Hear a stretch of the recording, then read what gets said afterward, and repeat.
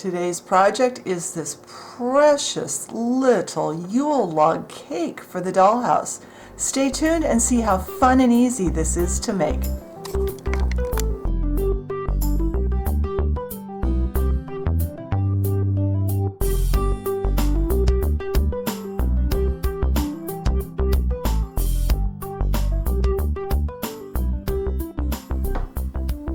Alright, for our Yule log cake, we are going to need 2 colors of polymer clay to start with. We are going to need a nice dark rich brown. For that I have Fimo Soft in chocolate brown. I think it's still available. It looked like online it was. And this is just Sculpey 3 in white. The white can be a much softer clay than the brown. So we're going to work with the brown first. I am going to add a little bit of a texturing medium to my clay in the way of some sand. Now all I have is white sand, but that's okay. We're not adding nearly as much as we did when we did the turkey. If you watched my turkey video a while back, that was a much more massive amount of sand. That day we worked in as much sand as we could get the clay to hold. This time we're just adding just enough to kind of add, get a head start on our cake texture, because we want to be able to make a crumb texture with our cake, and we don't, this will make it go a lot quicker. Sorry, distracting things around me.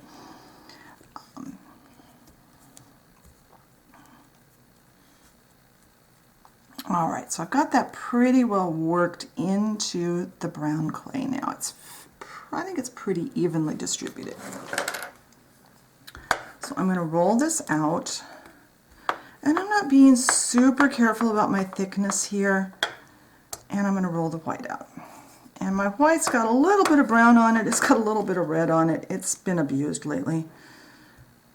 It's one thing I don't like about Sculpey 3, it seems to pick up other colors much easier than the firmer clays do.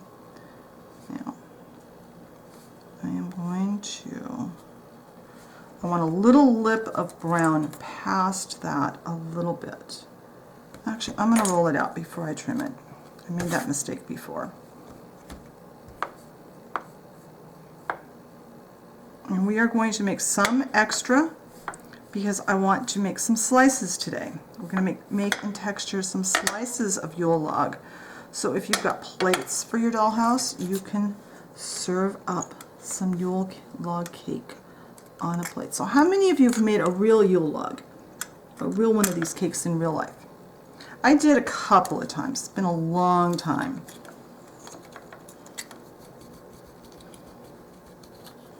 So there is our layers. So we're going to hope that I've got this right this time. And we are just going to roll it up.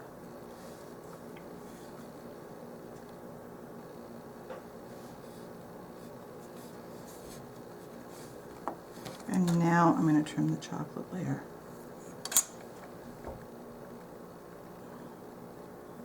If I can. If not, that's okay. It doesn't need to be. Now let's see a diameter on our cane. We're aiming for about 3/8 of an inch, which this is a little more than.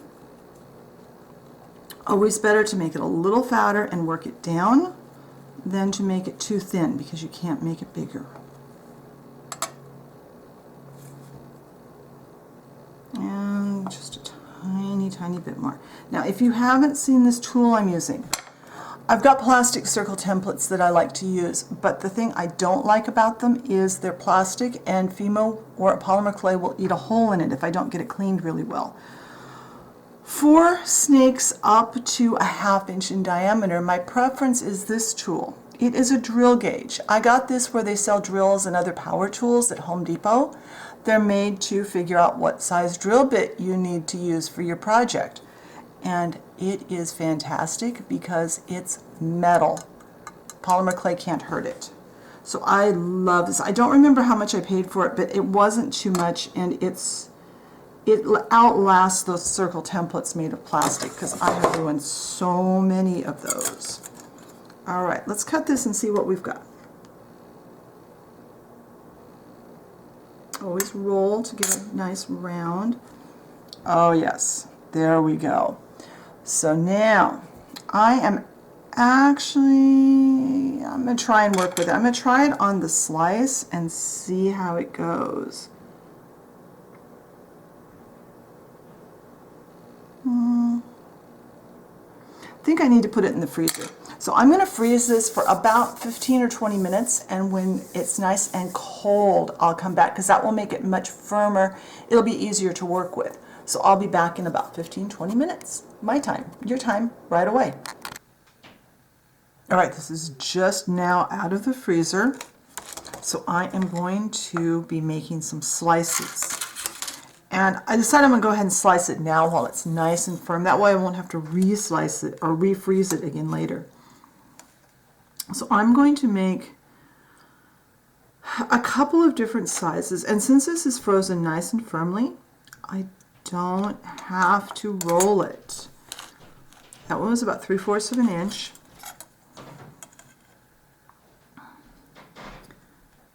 And I'm going to make another one at 3/4 of an inch. Then I'm going to make some slices. I'm trying to decide which is. I'm trying to get my head where I can see and hopefully not getting my hair or my head in your way. This way we've got two that we can display on cake stands or wherever, and then we're going to have some slices. And see, it's nice and firm. And these are a little thick for a real slice, but that's fine. It looks better.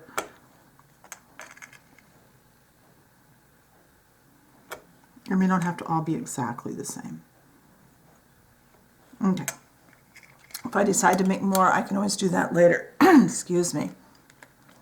I'm going to go get a drink of water. I'll be right back. All right, hopefully I'm better now. All right, so we are going to texture the chocolate part of our cake roll. And let's see if I can get you guys down a little closer. I'm going to do my best to stay under the camera. Come on, you don't like quite that close. Do you like that? Let's get this up from under there. All right. Hopefully that'll stay focused. And we're only going to do, I'm not going to do the whole thing on camera because I need to get it up to my face to do it. But what you're doing is you're going to use your pointy tool. My favorite is this old beat up dental tool that I have had for years and years and years.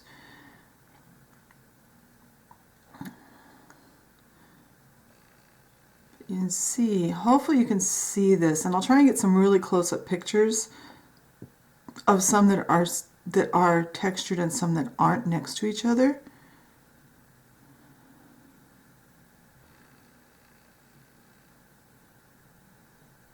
But you just kind of wiggle the tool in there, and because we have the sand, it's already loose, and it helps this texture to rise up. And it's really simple. It's just a matter of I'm making little tiny circles like that. It's really all I'm doing. I'm going to do that really narrow part off camera because I need to get it closer to me.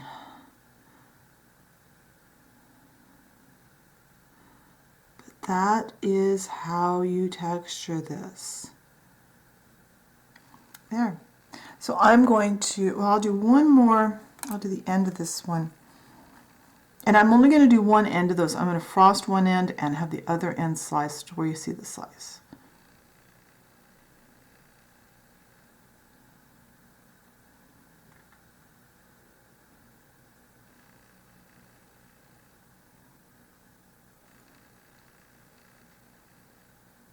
I'm doing my best to keep this where you guys can see it.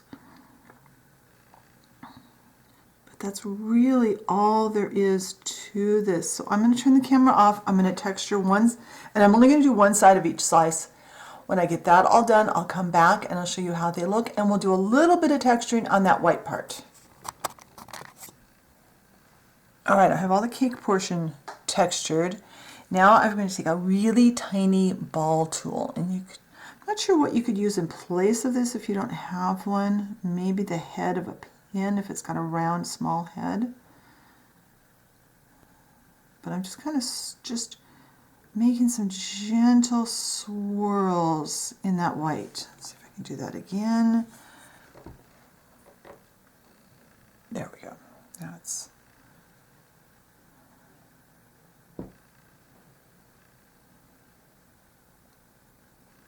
you don't want to disturb the cake portion very much, but you just want to get that just so it doesn't look so smooth, because when you cut through the filling on a cake like this, it would disturb the filling a little bit. Now when you work with these slices, you've got it kind of supported on your fingertip.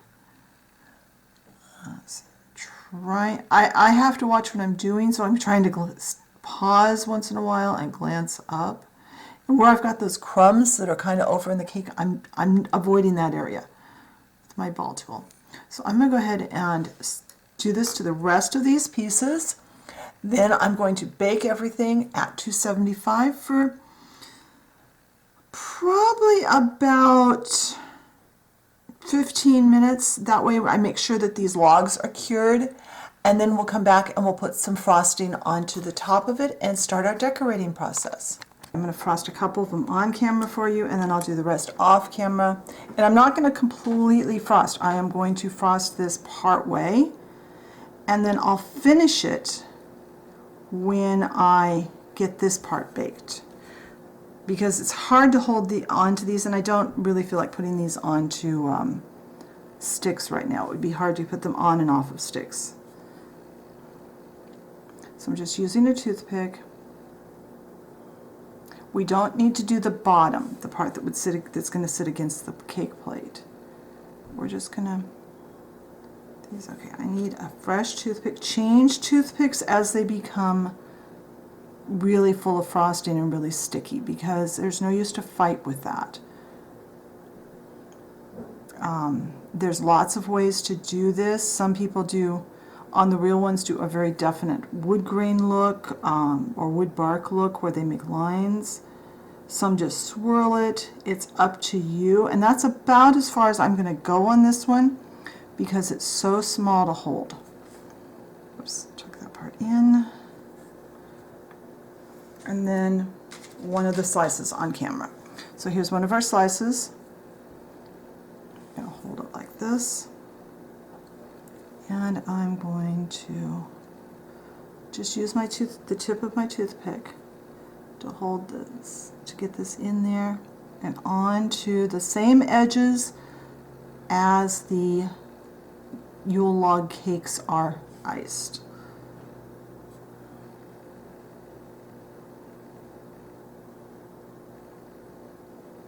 All right, I'm going to bake these off. When they are baked and cooled, I'll come back and we will finish the icing or frosting on all of them. See you in a bit.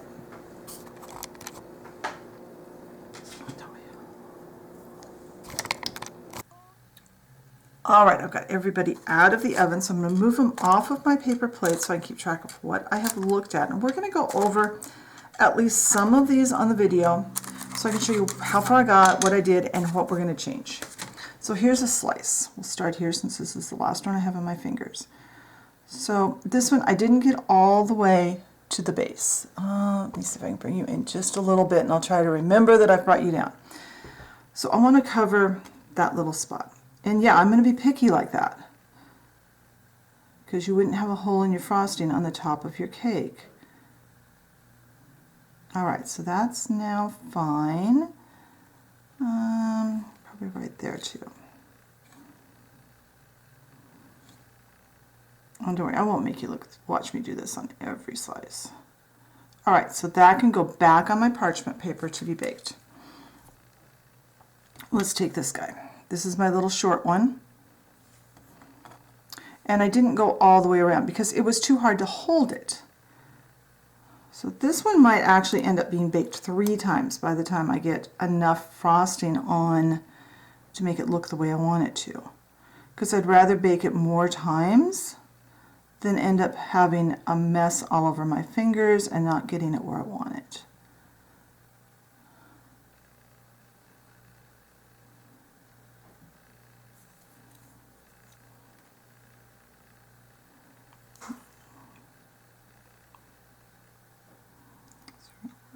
there.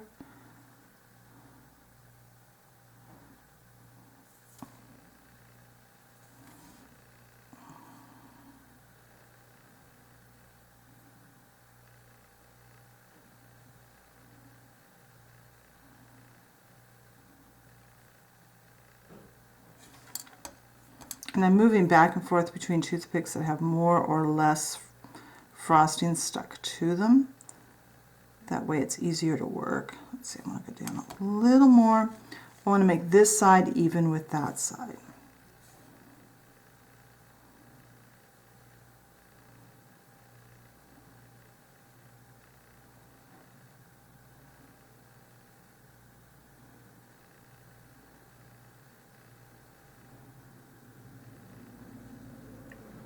Alright, so that's ready to go back and be baked again. If I can get it off my finger.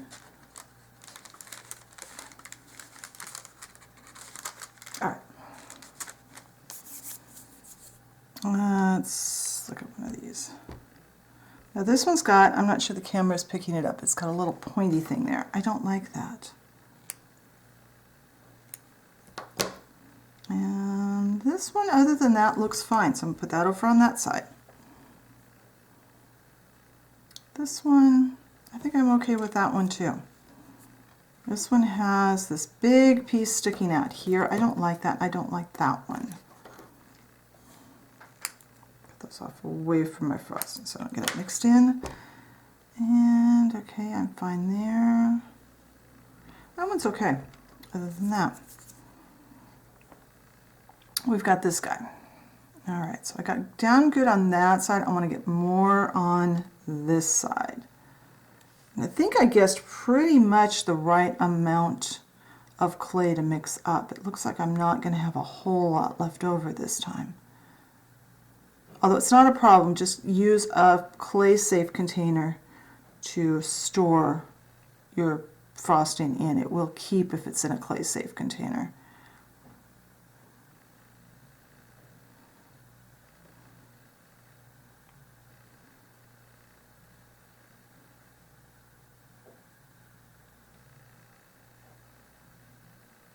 Okay, not going to try and do the ends on these long pieces until later.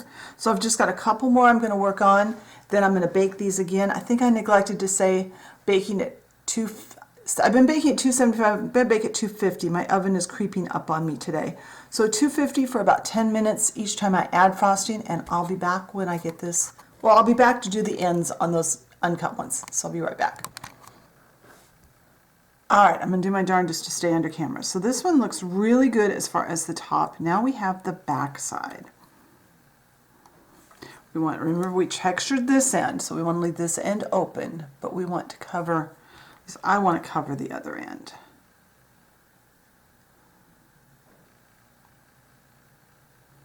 And that's the beauty of doing this. You can go back and forth. You can't, as long as you stay at or under the recommended temperature, you can bake these for pretty much as long as you need to.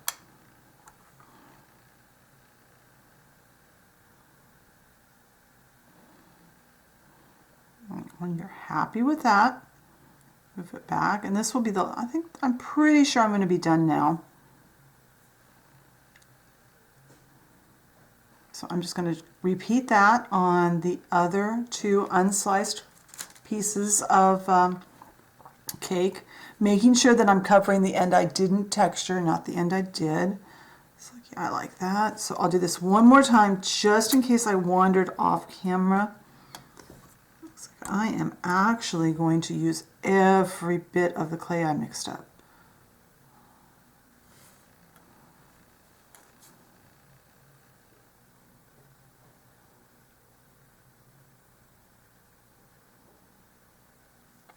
I'm trying to remember to glance up from time to time and make sure I'm still under camera.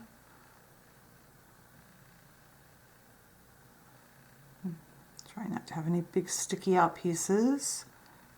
And yeah, that's fine. So I'm going to finish the last one, and then I'm going to bake these once again at 250 for about 10 minutes. When they're cooled, we can put a clear finish on part of this, not the whole thing.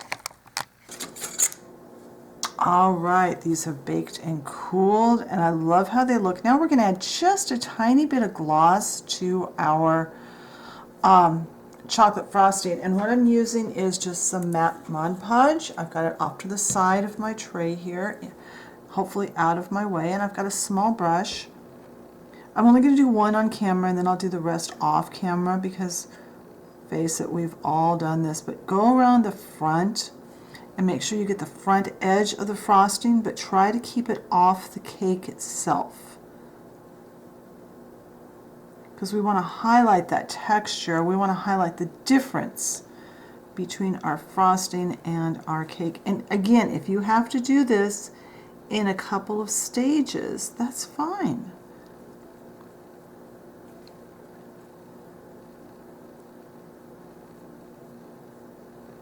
And I will probably have to come back and do the end of this after it dries. So let's do one slice and then I'll turn the camera off. So here we're going to, remember we don't have to do the smooth side, just the textured side. So go around the edge.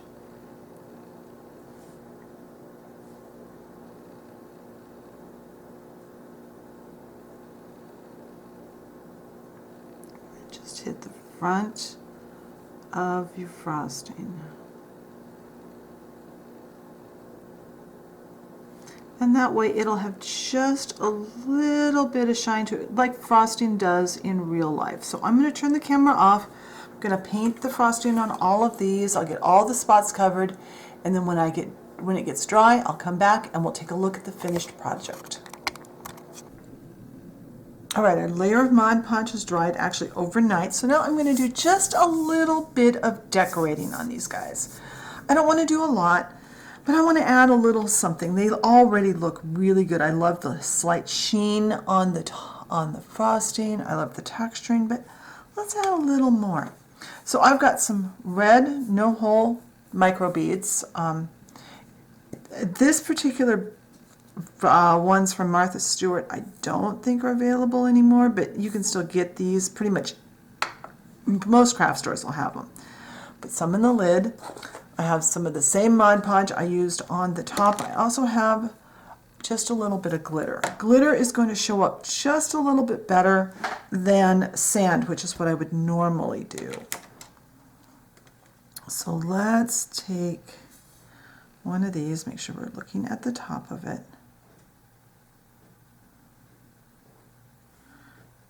And I'm going to do just a line down the center. Now I've got a piece of raw spaghetti, which I need to break the end off of. Raw spaghetti. I've done this on the channel before. I was going to a couple of weeks ago when I did that other cake, and I was out of spaghetti. Went to get some and didn't have any. So you get the end of it damp.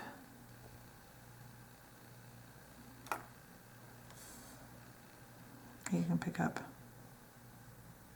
just a couple. It's my favorite tool for picking up little tiny lightweight things.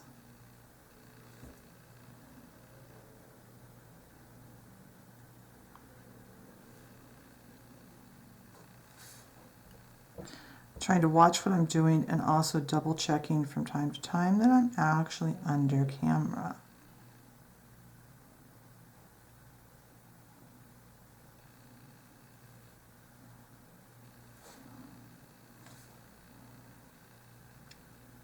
There, I'm going to set that off to the side while I do a couple more, and then that Mod Podge will stay, it'll stay wet for a little bit.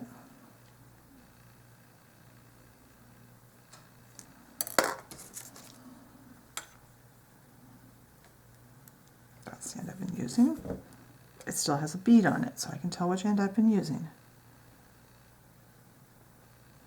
It's pretty much impossible to pick these little guys up one at a time. If they were slightly bigger, it would be a little easier. But they're a good size for this.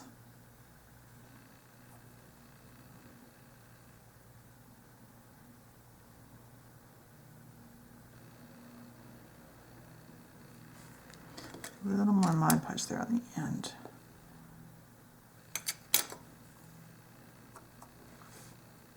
I'm really hoping I'm staying under camera. I know earlier on the video I've just been going through some of the footage that I took, and I know I was off in a few places. I apologize. My working area is really tiny to get this camera down far enough for you guys to see.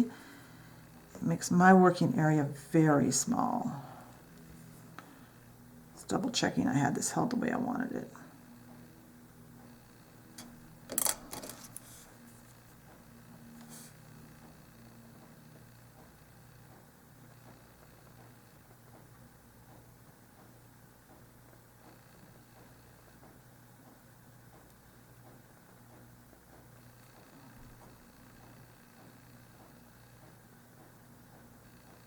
And then I'll do one slice on camera, and then I'll turn the camera off, get everything ready to put the glitter on. Maybe I'll do some with glitter and some with sand so you can see both. Then you can decide how you want it, how you want to do yours. So there. Okay, I'm going to turn the camera off and get the rest of the slices done, and then I'll be back. Alright, I have berries on all the slices, so now I'm going to put just a little bit of glitter on a few, and then I'll put some sand on some others, and then you guys can decide which way you like it best. And I'm not going to put any more glue on, any more Mod Podge on from what I already have, because I just want a little bit to stick.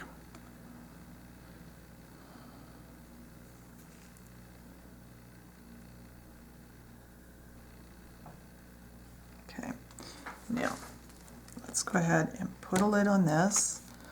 Let me turn the camera off and get the sand out. All right, so now I've got sand, and I'll just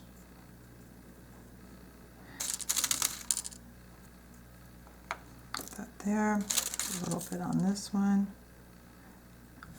and then take our slices. Looks like this guy, I wasn't going to add any more, but it looks like all my Mod Podge dried on this one. You're using such a small amount that it's really easy for it to dry on you.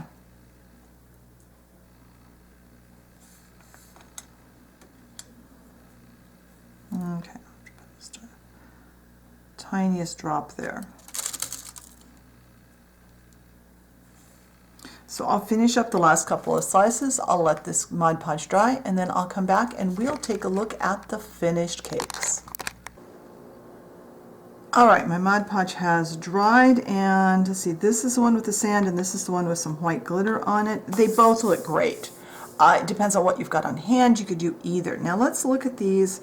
It'd be easier to see in the photograph on the blog post, and the thumbnail obviously will be one of these. You will have already seen that. So to temporarily adhere this, you can either use a really tiny piece of poster tack, or what I really recommend is go to the craft store where they sell the like card making stuff. They'll have little tiny glue dots that are temporary. Make sure they say temporary, and those work really well for adhering your little projects for a short period of time. But I love it, and I don't know why my tray has a spot on it, but ever. Now let me show you this, and this is going to be hard to see this here. I'm hoping the photograph will show up better, but I have this little glass cake plate, and I am in absolute love with this. I wish I had some plates ready. I don't have any. I'm actually working on a project involving Dollhouse plates. More information to come when I get it worked out. But these would look great on small plates. If you're doing a kitchen scene, a bakery scene, let me back this up so you can see all of these at once. If you're doing a bakery scene, a Christmas dinner, a diner, whoops, a coffee shop, anything that involves, you know, baked goods, this would be such a fun project to put out. I hope you enjoyed today's project. If you did, leave me a like, leave me a comment. Have you ever made a Yule log in real life? Let me know. Let me know what else you'd like to see on this series of food-based projects. If you haven't subscribed to the channel, be sure and hit that subscribe button if you enjoy my content. Hit the notification bell so you know when I put out a new video, and I will talk to you next time.